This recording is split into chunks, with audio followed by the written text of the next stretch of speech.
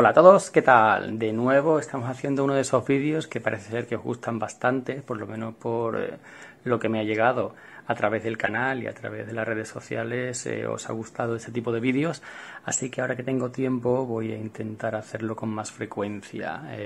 Esto, ya lo he dicho, son lecturas que tenía acumuladas de hace tiempo. Alguna de ellas, como esta y la que vamos a empezar, son novedades, pero son cosas que quiero leer para poder guardar o vender, y por eso no hay lecturas profundas, tengo acumulados la mitad de los tomos de Torgal, tengo acumulados varios tomos, varios sagas de europeo, pero eso exige mucho más tiempo, que si Dios quiere lo leeré también y lo comentaré, pero estas son lecturas más cortas que se pueden hacer en poco tiempo, entre huecos.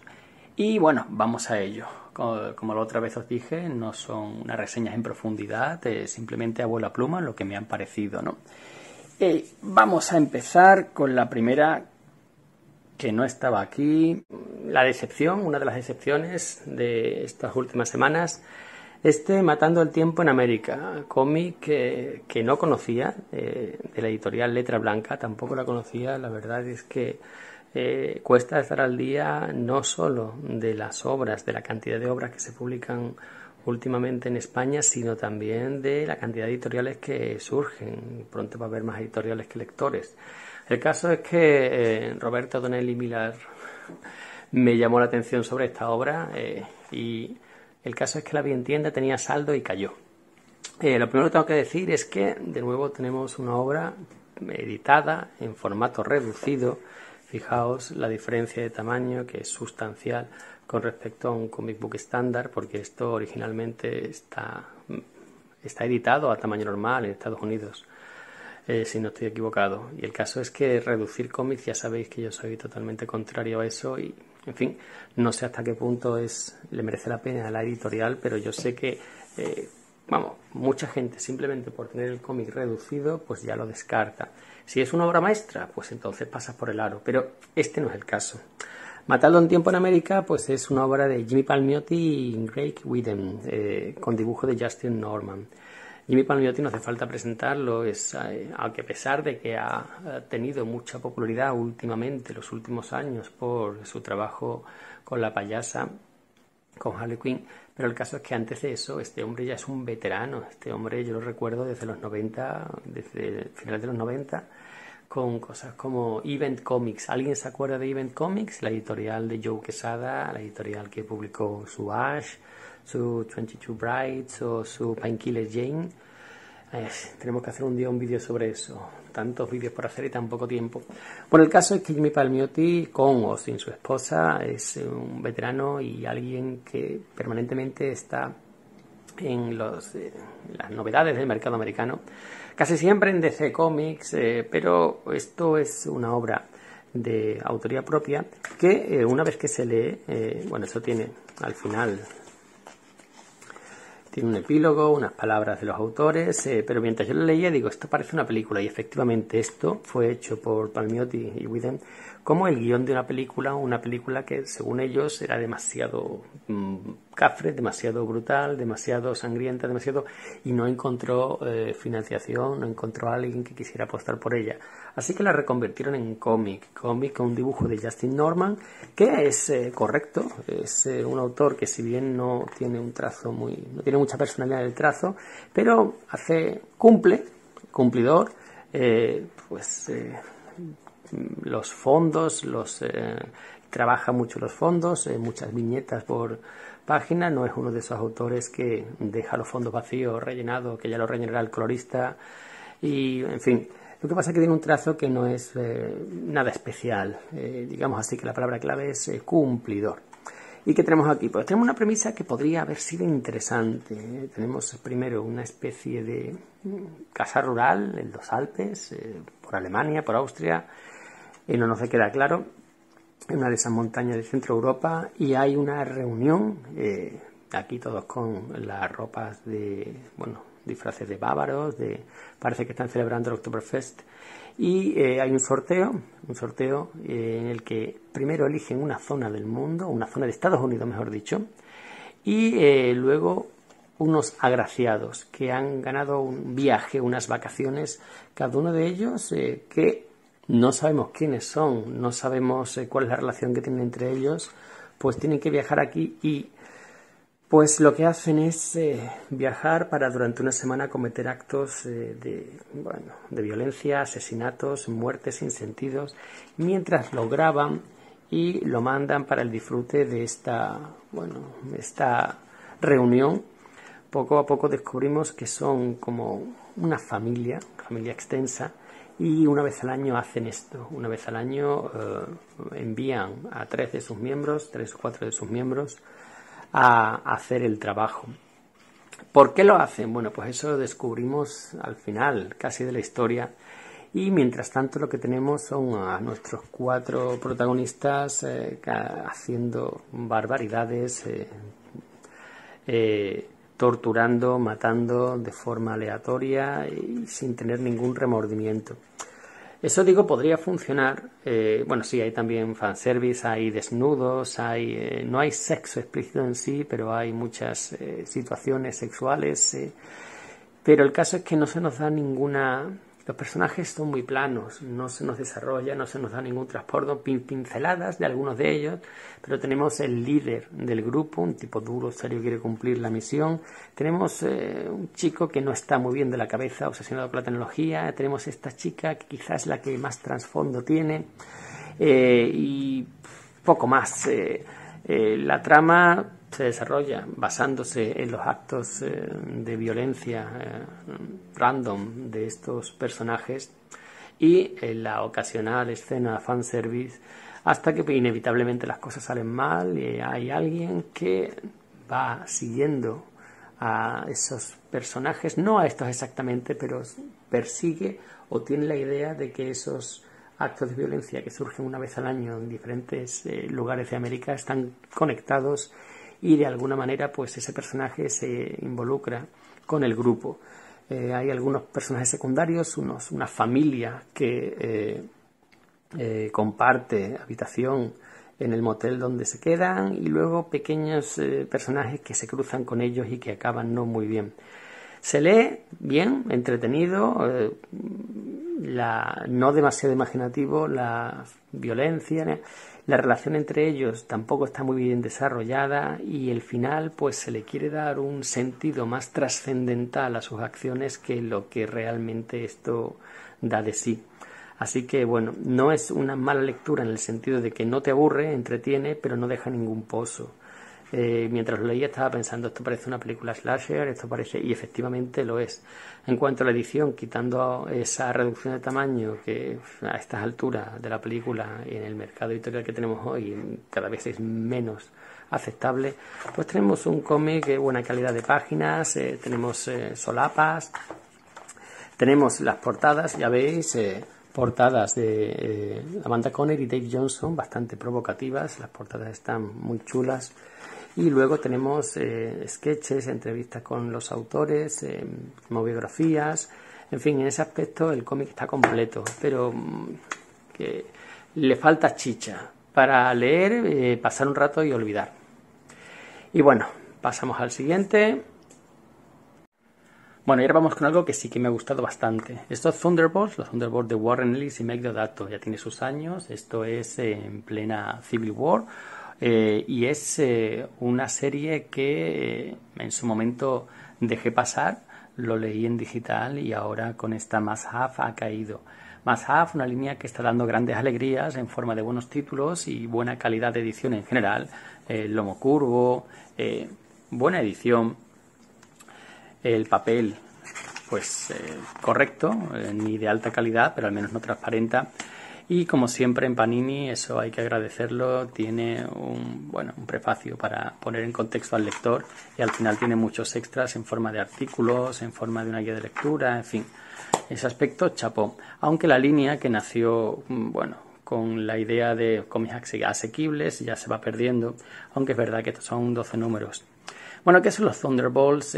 Los Thunderbolts tenéis un vídeo en el canal bastante extenso, bastante detallado sobre la serie original, los Thunderbolts, que nacieron a primeros de los 90, en la época mediados, en la época en la que Marvel estaba en el peor momento de su historia, el segundo peor momento, el peor momento lo estamos viviendo hoy día en directo. Sus principales iconos habían sido entregados como rehenes a la competencia, a Image, a Liefeld y a Lee. Y Marvel tuvo que buscar en los cajones personajes que poco utilizados o poco, bueno, lo que le quedaba. Tenemos ahí la serie de Khazar, la serie de los héroes de alquiler, etc. Y también dar el visto verde a proyectos como el de los Thunderbolts, que fue toda una sorpresa. Si hay alguien en la Tierra que todavía no sepa lo que son los Thunderbolts, pues que se lea, aunque sea online, el primer número para la gran sorpresa. Pero bueno, es una serie que duró muchísimo, una serie Marvel a la vieja usanza, Kurt Busiek, Mark Bagley y luego Fabián Nicieza, que para mí incluso lo hizo mejor que que Kurt Busiek, sacrilegio. Y luego, cuando llevan 100 y pico números, 110 o por ahí, pues hubo esto. Un cambio total de paradigma en la serie con Warren Ellis que, como dice, yo voy a casas ajenas, las pinto y luego me voy. Si no es mi casa, no quiero quedarme mucho tiempo. Y es lo que hace aquí. Da un giro total a la serie, convirtiendo los Thunderbolts en un concepto totalmente diferente. De villanos que quieren redimirse, aquí vemos auténticos villanos, hijos de puta, perdón, que son forzados de alguna manera o chantajeados o sobornados por Norman Osborn, que se convierte en el líder, el jefe de estos Thunderbolts, y que tenemos a gente como el Veneno cuando lo llevaba Karnak, el antiguo Escorpión, Mimi Aulladora, el Hombre Radiactivo, bueno, todo lo que tenemos aquí, lo mejorcito de cada casa, Bullseye, Strucker, el hijo de Bram Stoker, Penitencia, nunca les perdonaré lo que hicieron al pobre Speedball, y nos cuentan cómo ese grupo de psicópatas, cómo se relacionan entre ellos y cómo hacen la función de héroes, porque para el público sigue siendo héroes, mientras cazan a los antirregistro, y todos ellos liderados por Norman Osborn, que más desequilibrado que nunca, y aquí está el equipo completo, excepto a Bullseye, que es, ya lo veréis. Tenemos aquí yo lo quiero ver como un homenaje a Grifter, que grande personaje, esa máscara, y la verdad es que está muy bien. La serie funciona como un reloj, Ellis en su mejor momento, no el de los últimos años, el dibujo que Deodato había dejado ya atrás la época noventera, y aquí ya era el dibujante que es hoy, el dibujante que está a un altísimo nivel. Por cierto, recomiendo la serie con Straczynski para Agua. Genial. Bueno, pues son 12 números. Lo mejor son las interrelaciones entre los personajes, como personajes que están completamente idos tienen que trabajar o dar la imagen de héroes ante el público, y lo que pasa entre bambalinas. Aparece el Doc Samson, aparecen muchos personajes, Águila Americana, muchos personajes secundarios olvidados del universo Marvel, y no siempre acaban bien. Y la verdad es que es una serie que puedes leer sin saber prácticamente nada. Hombre, es mejor si disfrutas más, si sabes lo que son los Thunderbolts, porque así el cambio es más evidente, más fuerte, y es recomendable entender lo que estaba pasando después de la Civil War, y esto es justo antes de Vengadores Oscuros, que también es bastante recomendable a pesar de ser de Bendis. Así que esto, un acierto. Lo siguiente, otra sorpresa agradable de Marvel de esta época, El Caballero Luna de Mackay, que lo leí por recomendación de mucha gente, pero me diste el último impulso, algún comentario en el vídeo que le dediqué al Halcón Nocturno, también me lo nombrasteis, así que venga. Y la verdad es que me ha gustado bastante, a pesar de que la portada, que engaña mucho, esta portada es de McNiven, el que ya no sé si hace tiempo que no hace series regulares, pero es el de Viejo Logan, sí, el con Miller. La portada es suya, pero el dibujo por lo menos es consistente. El dibujo lo tenemos de Alessandro Cappuccio, no sé quién es, un dibujo muy limpio, un dibujo que prácticamente sí, utiliza muy bien las sombras, pero es muy limpio, un lápiz muy afilado, que no tiene nada que ver con esto que tenemos en portada, que es prácticamente barroquismo. Entonces es algo que cada vez me gusta menos del cómic americano, que cada vez con más frecuencia y me molesta que te engañen en la portada. Ya sé que el negocio se basa en eso hoy día, en las portadas múltiples, las portadas alternativas, y que todo el mundo no tiene por qué esperar que lo dibuje el interior, pero me molesta cada vez más. ¿Qué queréis? Me hago viejo.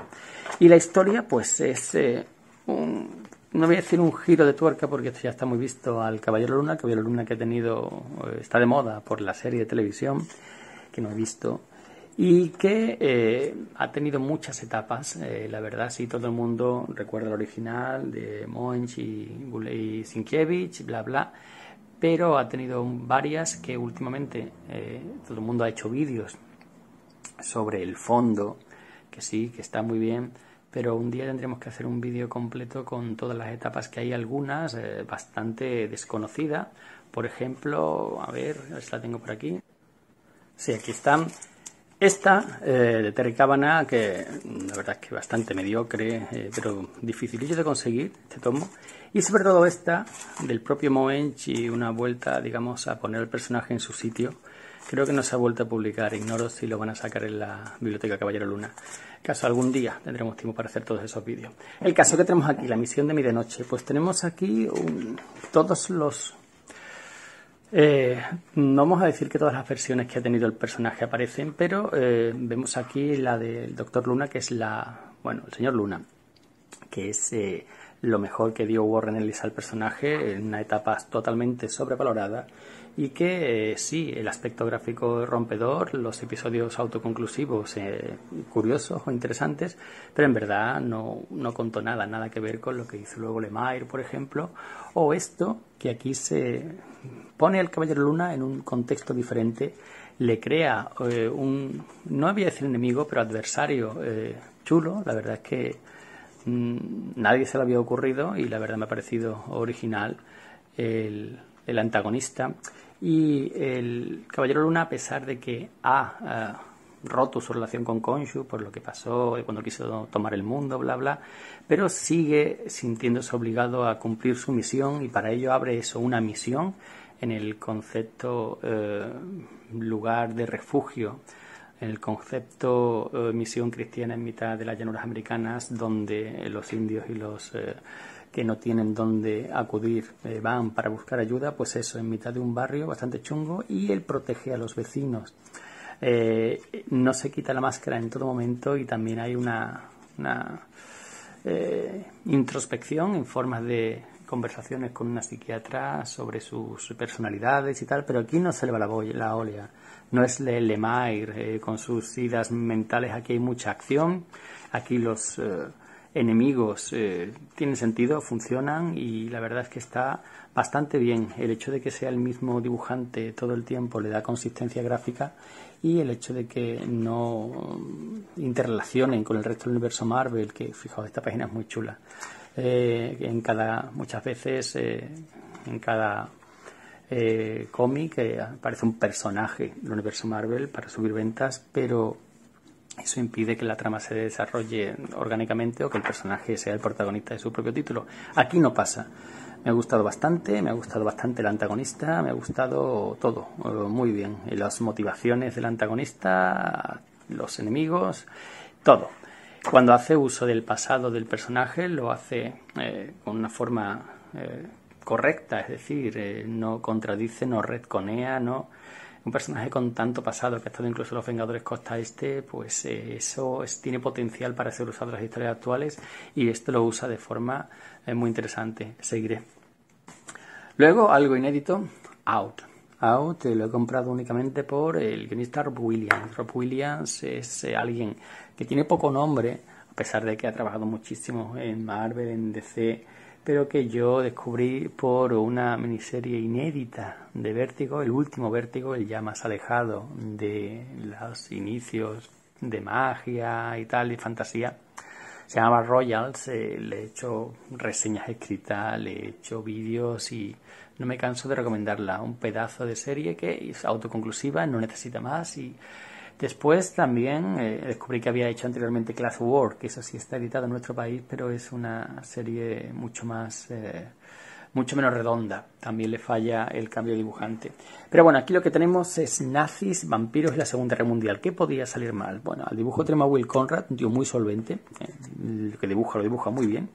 Y tenemos un grupo de prisioneros que son tomados, eso, como prisioneros por los nazis, y los llevan a un castillo en el que algo está pasando, están intentando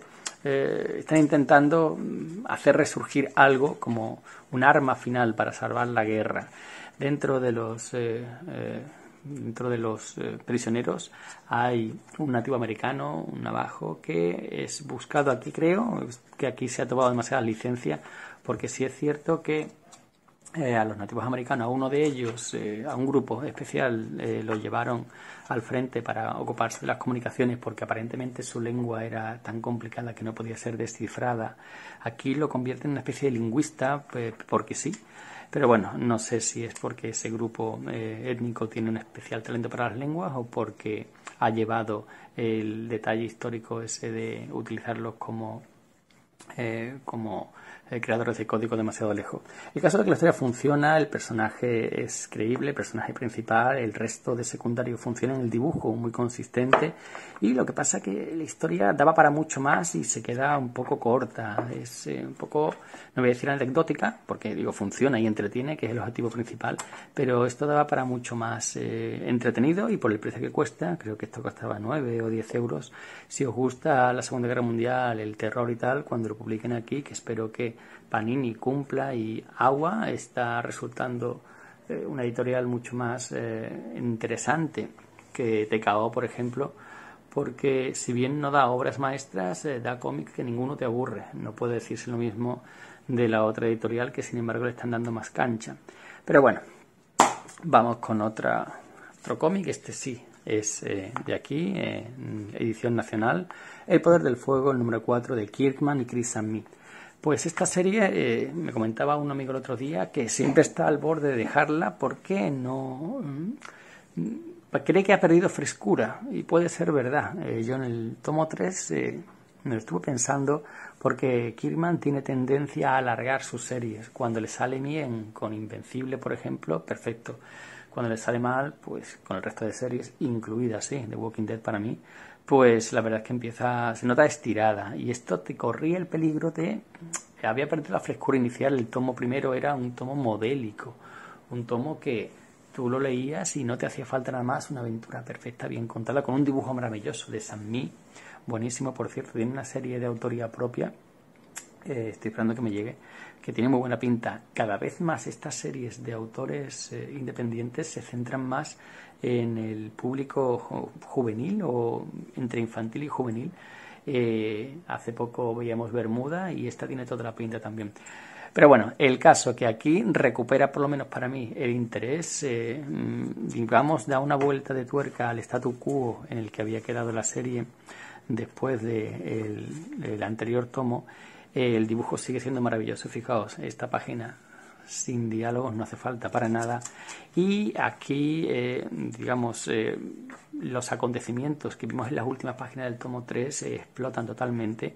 Aparecen nuevos enemigos, o quizá fuera los enemigos desde siempre pero que no los habíamos visto, y la familia sigue evolucionando, enfrentándose al pasado del padre, en forma de no solo ninjas, asesinos, bla bla, sino relaciones personales que quizás no esperaban encontrar.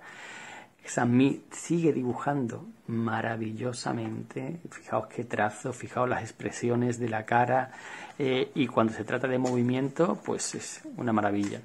Me sigue pareciendo entretenidísima. Este tomo recupera el interés que había perdido un poco el tercero. Si no lo alarga demasiado, hay 2 más como mínimo en Estados Unidos. Puede quedar una serie redonda.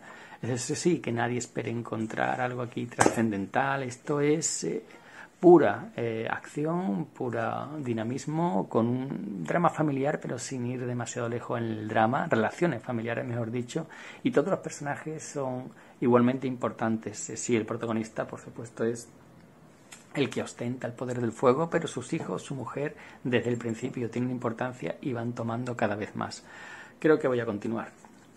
Bueno, y ahora algo que tenía hace mucho tiempo en mi pila, esto gracias al influencer Pedro Guise. Seguid sus recomendaciones siempre. Ares. Esto lo dejé pasar en su momento porque, bueno, en fin, no se podía con todo, a pesar de que me gusta la mitología y en general Marvel ha sabido hacer a lo largo de la historia buen uso de esta, pero esto lo dejé pasar. Michael Avon o Hemming se llama así, es el dibujante de Powers, el de Bendis, de la que tenéis reseña en el canal y le hacen comentarios, pues y luego se convirtió en guionista con, bueno, bastante suerte, en el sentido de que las historias que suele hacer son entretenidas. Tengo para leer su gran serie independiente, lo tengo en integrales, esta, y luego hace mucho tiempo, creo que todavía estaba Forum, puede ser, o en los inicios de Panini, también hizo un tomo sobre mitología nórdica o algo así, el Hammer of the Gods se llamaba, sí, que estaba muy entretenido. Así que con este guión y un dibujo de Travel Foreman que es consistente, pues me lancé. Y la verdad es que me ha parecido muy entretenido. Este Ares es el dios de la guerra, obviamente, pero que tendrá mucha más importancia más adelante. Esto lo tenemos que ver justo, esto tiene bastante tiempo, lo tenemos que ver justo al final de uno de los volúmenes de la serie de Thor, justo el que va antes del de Straczynski, cuando se produce Ragnarok, que los dioses de Asgard mueren y tal. Pues esto pasa después. Vemos cómo la historia de Ares, que fue rechazado por salvaje, por asesino, fue rechazado por su propia familia, los olímpicos, y decide vivir su vida como un hombre desde entonces. Ha tenido un hijo, que no se nos dice de quién es, y vive una vida tranquila, una vida hasta que, por supuesto, esto no puede durar, los olímpicos vuelven pidiendo su ayuda. Algo está amenazando a los dioses, una especie de dios, una deidad del este, y buscan su ayuda, y al no encontrarla secuestran a su hijo. A partir de aquí empieza la historia, una historia así de acción, pero que tiene mucho drama familiar, muchos pecados del pasado, nada que ver con la basura de Straczynski, y que está bien dibujada, un dibujo consistente, ya digo, la acción funciona muy bien, el villano es un villano con todas las letras, bastante cabrón. Y el caso es que me he entretenido mucho. No es nada que te vaya a cambiar la vida, pero si buscas un cómic de acción, un cómic que se puede leer por sí mismo, esto no está inmerso en ninguna historia del universo Marvel y tal. Posteriormente, a raíz de esto, el personaje sí tuvo su oportunidad en Los Vengadores Oscuros, creo recordar, pero que esta historia se puede entender perfectamente y me ha gustado bastante. Si lo veis de segunda mano, no lo dudéis. Ya cambiando totalmente de tercio, ya vamos demasiado de superhéroes, vamos con este Nankin. Esto es un cómic que está de Kraken, está saldado, lo podéis encontrar en Bibliostock, y es un cómic hecho por un guionista occidental y un dibujante chino que retrata lo que fue el genocidio, la masacre de Nankín. En la Segunda Guerra Mundial, los japoneses, potencia imperialista, porque mucha gente tiene idealizado, o no como se dice ahora en redes sociales, la palabra que se puede llamar romantizado, a Japón por el manga, por el anime, por esa cultura milenaria, bla, bla, y nos olvidamos, se quieren olvidar, o a lo mejor no conocen, que Japón hasta hace prácticamente 70 años, 70, 80 años, que en términos de historia es antes de ayer, era un país, un país colonialista, imperialista, y que hacía cosas como esta todos los días. Masacres, violaciones, convirtieron a China en un campo de violación masivo. Se niegan a pedir perdón por lo que pasó en esta ciudad, un baño de sangre en el que vemos aquí, con un formato, ya veis, horizontal, como la historia, basada en hechos reales, la historia de una superviviente que fue denunciada por japoneses al contar lo que pasó en un libro. Ese libro fue condenado como un libelo, como algo que era falso, y esto es la búsqueda de relatos de supervivientes, mientras que con flashbacks se nos cuentan lo que pasó a esa niña. El dibujo puede parecer, así a bote pronto, algo como Víctor Santos, sin su calidad, pero la verdad es que los colores básicos, el negro, las manchas de negro, funciona muy bien. Y lo que pasó aquí, pues es, bueno, uno de los genocidios olvidados, que ya digo, mucha gente tiene a Japón idealizado, pero Japón tiene un pasado y un presente muy oscuro, un país tremendamente machista, clasista, xenófobo, en fin, que quien quiera, quien sea admirador de la historia de Japón tiene también que conocer esto y dejar de romantizarlo. El cómic se lee bien, muy rápido, muchas páginas sin diálogos no les hace falta, solo hace falta ver la barbarie, los campos de violación, bueno, la masacre. Y como digo, esto lo podéis encontrar fácilmente por poco dinero, no sé, son 5 o 6 euros. Algo también actual, bueno, la edición es actual, pero el cómic ya tiene su tiempo. Este Doctor Extraño, principio y fin, esto es de Straczynski, de Brandon Peterson. Esto es, pues lo estáis viendo ya, de la colección Dark del Carrefour, pues una colección de a 2,99, aunque dice que es un precio promocional, que a partir de diciembre costará 10, no se lo cree nadie. No creo que vuelvan a subir el precio de ninguna colección. La anterior colección a esta, la de la portada metalizada, la subieron al doble y están saldándolo en muchos Carrefour. Una vez que tú acostumbras a la gente a comprar, el público general, a comprar algo a un precio, dar el salto al doble hace que pasen de ti y que no lo compren. Bueno, el público general, el público de cómic, ya sabemos que tragamos con todo. Así nos va. Bueno, pues esta historia la recomendaba, esto lo leí en su momento hace muchos años y lo recomendé como una buena historia de origen, y la verdad es que hay que leer las cosas cuando las has leído hace mucho, conviene refrescarla, porque he vuelto a leerla ahora y la verdad es que le he visto bastantes fallos. A ver, hay que entender esto es, no lo he comprobado, pero eso tiene que ser por el dibujante Brandon Peterson, que en los 90 y primeros 2000 lo petó. Le dieron su serie en Image y todo, pues esto tiene que ser de primeros de los 2000. Y por el tipo de historia, esto recuerda mucho a Matrix, pero muchísimo, desde la historia en sí, el elegido, la chica, Clea, que van a buscarlo, en fin, esto huele mucho a Matrix y es lo que se llevaba en aquella época, incluso la ropa, los vestidos, mucho traje negro, mucho... Y el caso es que la idea está bien, lo que pasa que esto de Straczynski, creo recordar que solo tenía el argumento, y luego uno de sus ayudantes o uno de los becarios, en este caso becaria creo, pues es la que hacía el cómic y se nota. Los diálogos son muy pesados, sobre todo cuando hablan de cosas místicas, de cosas así trascendentales, se hace muy pesado. Y en general el dibujo no ha envejecido muy bien, esto en su momento lo petaba, pero hoy día pues... ya veis lo que decía de los dibujos de la ropa. Esto parece sacado, este parece Morfeo en versión elegante, y al final con la ropa de Stephen, de nuevo esto retrotrae mucho a Matrix. En fin, que si lo lees, se lee bien, pero se hace un poco pesado por los diálogos y el dibujo, se nota que han pasado los años. La segunda parte es mucho más moderna, es la parte de Aaron, y tampoco mejora mucho, la verdad. Aaron, pues esto lo dejé pasar en su momento porque salió en grapas, y a las primeras, puede ser que hace 5 años, por ahí, que saliera, 5 o 6, y las primeras grapas se agotaron y costaba un dineral en la segunda mano, así que pasé, y me alegro porque primero el mal del que os hablo muchas veces del cómic americano, no hay consistencia gráfica, tiene 3 dibujantes para 3 números. El primero no me gusta nada, no digo que Fraser Irving sea malo, pero es que no le pega nada a la historia.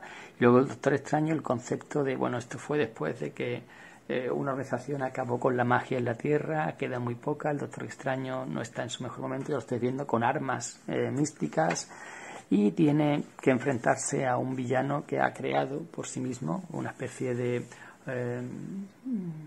Doomsday no, es el de Superman. ¿Cómo se llamaba el villano que hizo desaparecer a los héroes del universo Marvel, que fue creado por la parte negativa de Charles Xavier y Magneto? Onslaught, pues algo así. Todo el dolor y toda la pena y la tragedia que estaba dentro del Doctor Extraño sale y toma una forma corpórea y además su propia mente para hacerle pagar al Doctor, bla, bla, bla. Ni el dibujo me gusta, ni la trama tiene momentos ridículos, sobre todo cuando vemos aquí, a ver si la vemos, a Tora, que de repente, bueno, te encuentras, ya vamos, el siguiente con Bachalo, que tiene super velocidad y tiene la capacidad de operar, de ser neurocirujana, en fin, ya sabéis. ¿Para qué hablar? El caso que ni siquiera esto mejora el cómic. Al final tenemos páginas de Kevin Nowlan, que lo tiene muy perdido este hombre, y una nueva ayudante, una nueva Wong. A Wong se lo quitan de en medio y le dan a una ayudante políticamente correcta. A los tiempos actuales, quiero decir. Bueno, pasamos otra vez de superhéroes. Se nos está yendo más de las manos. Llevamos casi por 40 minutos. Vamos a terminar ya. Esto, Betty Boop, me ha encantado. Betty Boop, esto juega con el Betty Boop, la P, con el personaje clásico de cómic y de animación. Esto es otra cosa. Esto es una historia independiente que hace referencia, bueno, a las mujeres que pierden un pecho por cáncer. Y aquí está contada con una forma, un dibujo y un enfoque surrealista que de verdad es una maravilla gráfica. No tiene prácticamente diálogos hasta casi el final y vemos como es una historia a la vez muy real. La mujer se despierta, ha perdido su pecho por el cáncer, ya veis que no tiene pelo, pero luego tiene partes surrealistas en el sentido de que su marido, la parte real, pierde el pecho, tiene cáncer, su marido no lo acepta, pero a la misma vez puede haber tiendas donde pueden reemplazar el pecho como si fuera un accesorio de moda, pero la parte dura, la parte de rechazo de su marido y de la sociedad a la pérdida del pecho es la que tiene más importancia. El dibujo es una gozada cuando es una parte dura, triste, y cómo cambia el color, algo mucho más luminoso, mucho más conforme avanza la historia y ella va. La parte final es una ida de olla en el sentido de se une a una especie de troupe, a un cabaret, pero todo está maravillosamente narrado, pedazo de dibujo, y de verdad que me lo he pasado muy bien leyéndolo, sobre todo disfrutando de la parte gráfica. Esto es un cómic para disfrutar la parte gráfica, y si tenéis a alguien que ha pasado por esto o a alguien que tiene algún problema físico, alguna inseguridad y tal, pues esto es una lectura que le va a alegrar el día. Muy chulo este cómic. Y ya algo totalmente diferente. Me diréis, ¿por qué lees estas cosas? Curiosidad, igual que cuando pasas por la carretera en un accidente de tráfico no puedes parar a mirar. Comandante X, de Rob Liefeld. Pues, ¿qué es esto? Pues, digo yo, ¿esto qué es? Esto, cuando salió la noticia, pues, la verdad es que no me presté atención. Rob Liefeld, haciendo de Rob Liefeld de nuevo, aunque ese tío lleva 30 años o el tiempo en el candelero, desde finales de los 90, de los 80, va a hacer para 30 años y sigue vendiendo una barbaridad cada vez que toma los lápices. El primer número de esta serie rompió récord, se acabó con todas las unidades disponibles y se vende a un dineral a la hora. Así que sí, nos reímos de él, pero él sigue vendiendo y ganando pasta. Aquí presenta un nuevo personaje, Comandante X con muchas X, que quede claro. Un personaje que al principio jugó con el misterio de quién era.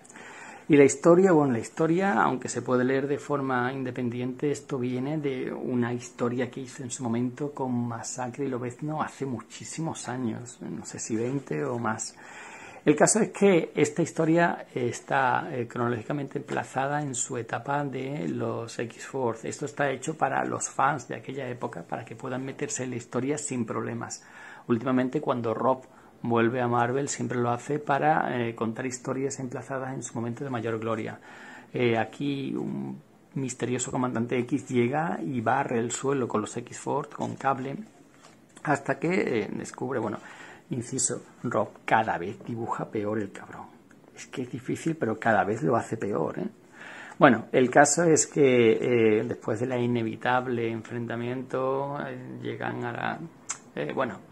al descubrimiento de que son amigos, aliados, y él le cuenta su historia. Él viene de una realidad paralela, un mundo aparte en el que los mutantes, gracias a un misterioso líder, sí, aquí la palabra misterioso está en todos lados, han creado una comunidad idílica, comunidad que tienen que mantener por peligros y tal, y que de repente desaparece, es destruida y tienen que ir al pasado. Los viajes temporales han sido siempre los favoritos de Rob. Y llegan a nuestra realidad, a la época de X-Force, para buscar ayuda y poder evitar el desastre. Aparecen por aquí, por supuesto, Lobezno. Vaya tela lo que os decía. Rob. Lobezno, aparece, por supuesto, Deadpool, aparece Dominó, Cable, sus juguetes. Aparece también una versión de Deadpool, de Masacre, que se llama, lo han traducido como Malsacre, que no sabemos quién es uno de los misterios que se guarda Rob en la manga. Básicamente es Masacre con las sombreras de Cable y el cinturón, y es malo, es muy malo, eso es lo que sabemos. Nuestro comandante X se sobrepone, aquí tenemos a Masacre y a Malsacre luchando, esto parece un chiste. Y con la espada forjada con los huesos adamantium de Lobezno, pues se sobrepone, y aparece por ahí Namor, aparece... a ver, ¿qué voy a decir? Esto, si leído hoy día, pues, a no ser que hayas leído los cómics de X-Force, los primeros, porque luego los que hizo Rob, luego ya cuando Fabián Nicieza tomó el mando, ya con la época de Nicieza y Capullo, la colección subió muchísimo y es entretenidísima.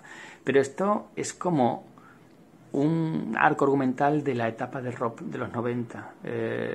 Como que no ha pasado el tiempo.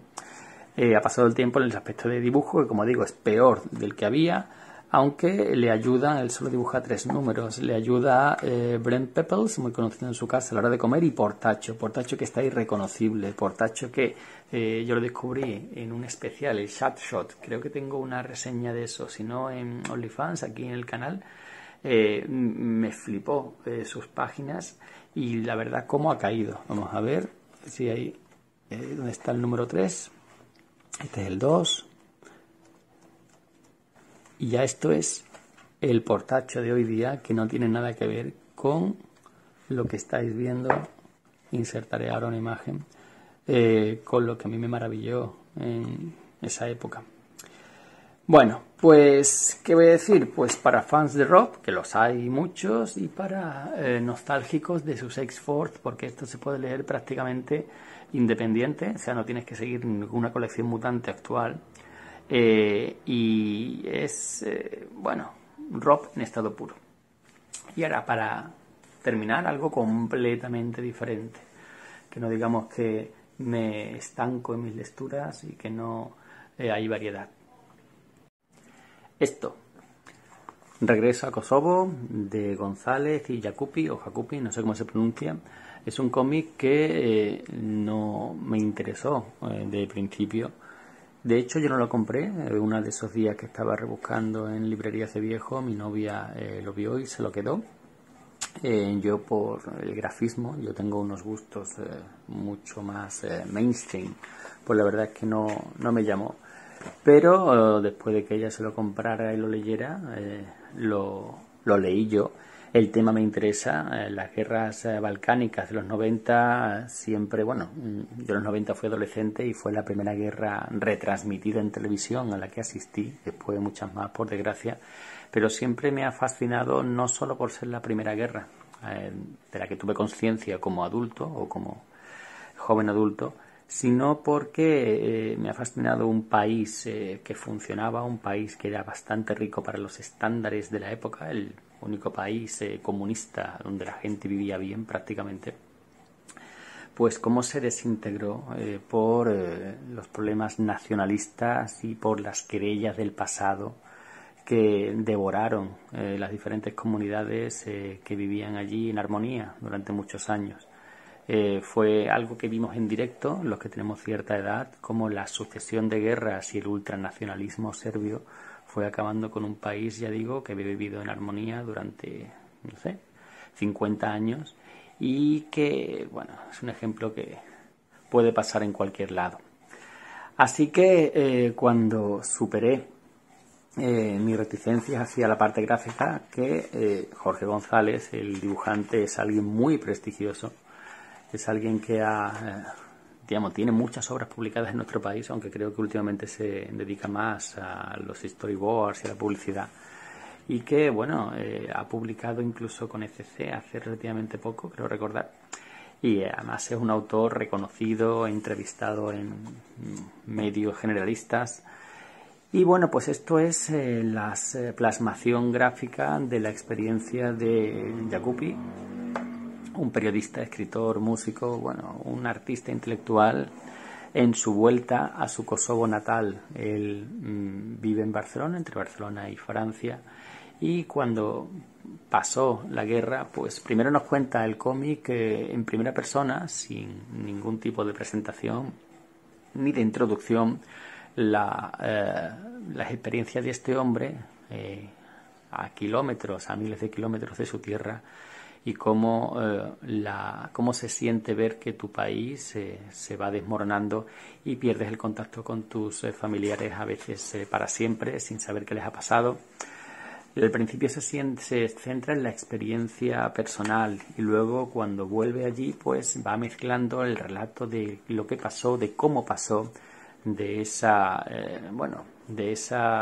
eso se fue inflando con el tiempo a partir de los años 80, como se fue inflamando a la población serbia con un relato desde sus dirigentes, con supuestos agravios, supuestas agresiones, supuestos odios del resto de nacionalidades hacia los serbios, bla, bla, bla, y eso fue el caldo de cultivo para que luego se produjeran las masacres y las matanzas que aquí se nombran, no se ven directamente, no es un cómic sangriento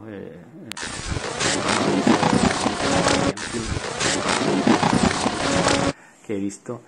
Y, en fin, es un relato entre intimista y expositivo de lo que pasó, con recuerdos de cómo eran las cosas y lo que se encontró cuando el protagonista en primera persona, enviado por periódicos, siendo miembro de delegaciones de la ONU, etc., volvió y conversaciones con la gente. Está bastante bien, sobre todo si te interesa el tema y la personalización que hace siendo un ciudadano de Kosovar, porque yo ya había leído otros cómics, por ejemplo, el más famoso es este, Gorazde, Zona Protegida, de Joe Sacco, pero esto se centra en Bosnia, en la guerra de Bosnia.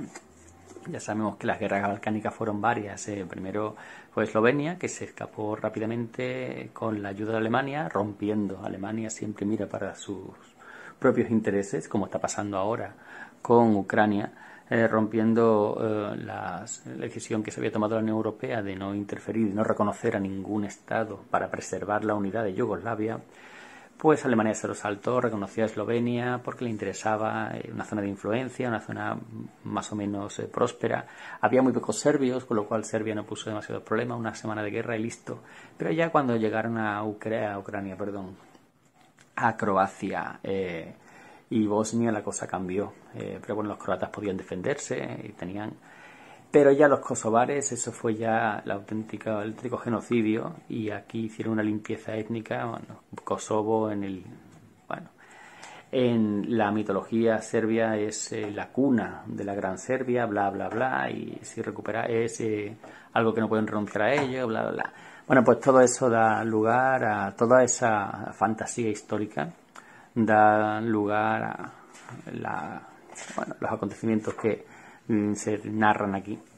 Está bastante bien, el dibujo te acostumbras muy rápido, ya digo que incluso si estás acostumbrado a un dibujo más estándar, más comercial, más no sé cómo llamarlo, como la historia es interesante y los rostros, el rostro del horror, de la sorpresa, de está muy bien plasmado y de vez en cuando te encuentras con páginas que sí, que te impactan.